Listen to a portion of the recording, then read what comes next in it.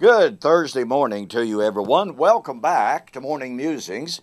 My name is Don K. Preston. I am the president of Preterist Research Institute of Ardmore, Oklahoma. And we are continuing our study of the resurrection, and we are focused on the new heaven, new earth, and the new Jerusalem. Why are we doing that? We're doing that because the Abrahamic hope was a new heaven and new earth, the new Jerusalem, and the resurrection. And because the New Testament writers tell us that the new Jerusalem and the new creation was about to come. Pardon me. Now, look, this may sound a little bit redundant, but I want to go back over some territory that I touched on a little bit yesterday, because once we catch the power of the interrelationship between the new heaven and new earth, the new Jerusalem, and martyr vindication, then we can have a whole lot better understanding, number one, of the book of Revelation. Number two, of the nature of the new creation. Now, let me go back over very quickly a couple of the passages that I shared with you yesterday. Revelation chapter 6. I saw under the altar the souls of those who had been beheaded for the word of God and the testimony which they held, and they cried out, "How long, O Lord, holy and true, do you not avenge us on those who dwell on the earth?" They're told to rest for a little while. They were given white robes. Until the number of their brethren who should be slain as they were should be fulfilled. Now, let me remind you that Jesus in Matthew chapter 23 said that Israel of his day, Judah, Jerusalem, Israel, I'm using those terms broadly, would fill up the measure of their father's guilt of killing the prophets, killing the saints, and they would be judged in that generation. Simply undeniable.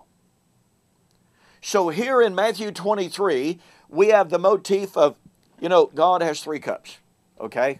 Let me put it like this. Actually, he has four. I'm going to talk about three. God has three cups. There's the cup of sin, into which God metaphorically poured the guilt of the sin of his enemies. Generally speaking, not always, it took two different forms: moral sin and sins of violence in persecuting his people. So God had the cup of sin. Then God had the cup of suffering.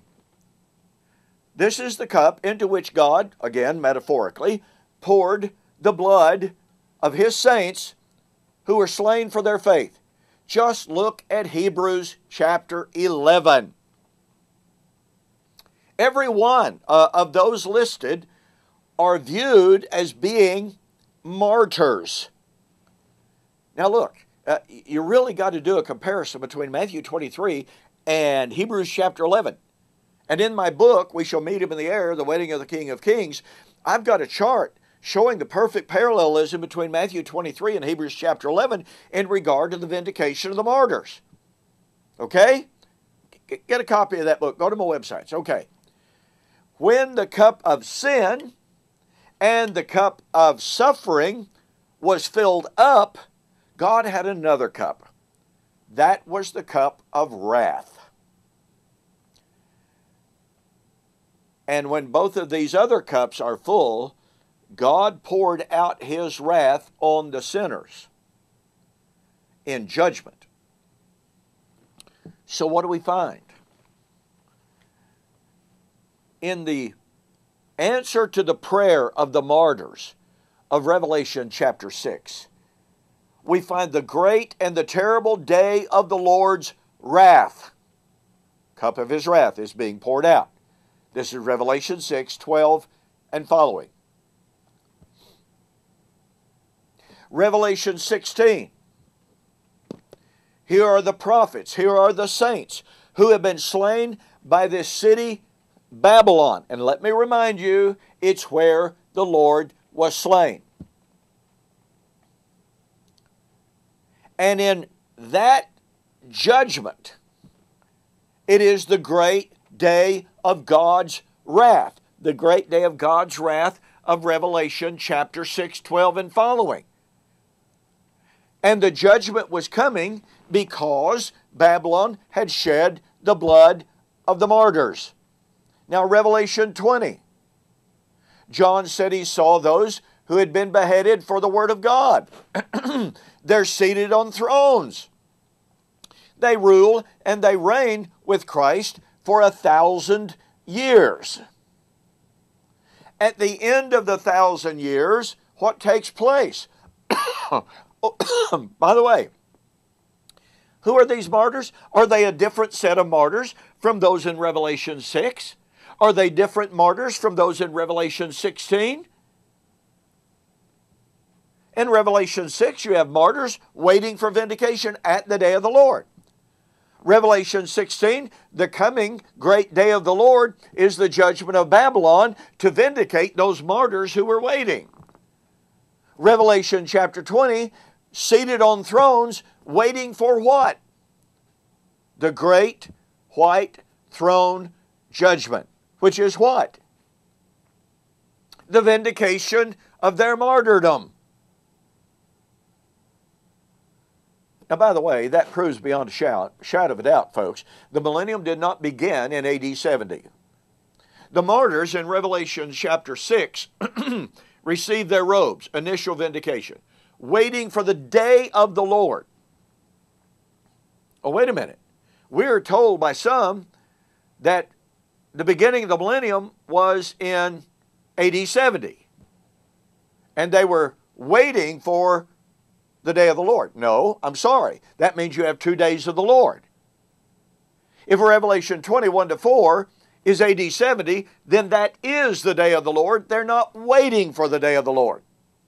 But Revelation 6, Revelation 16, and Revelation chapter 20 depict an initial vindication of the martyrs, i.e., white robes being given, being seated on thrones, as they wait for their vindication.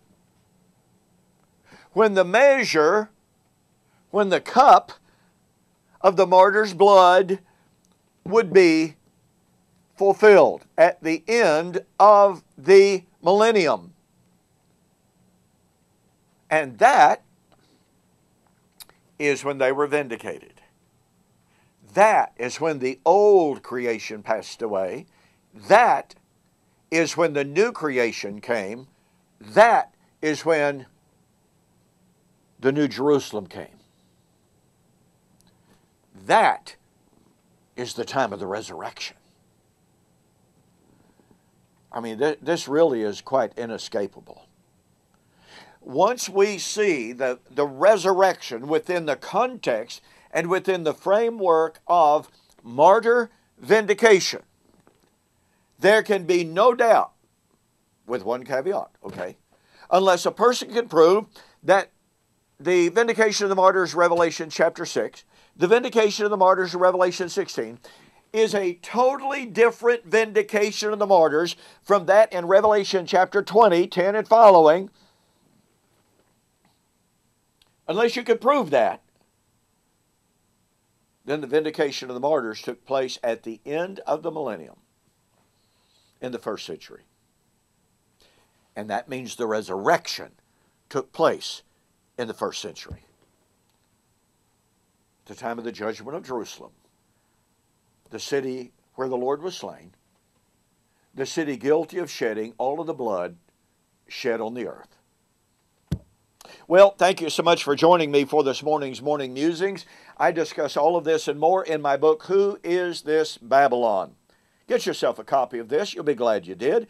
Go to my website, donkpreston.com, BibleProphecy.com, and order the book, making mention that you saw the offer on YouTube or Facebook, and I will refund your shipping. Now, don't forget, tomorrow, Friday, Lord willing, we'll continue our review of Joel Richardson's book, Mystery Babylon, Unlocking the Bible's Greatest Prophetic Mystery.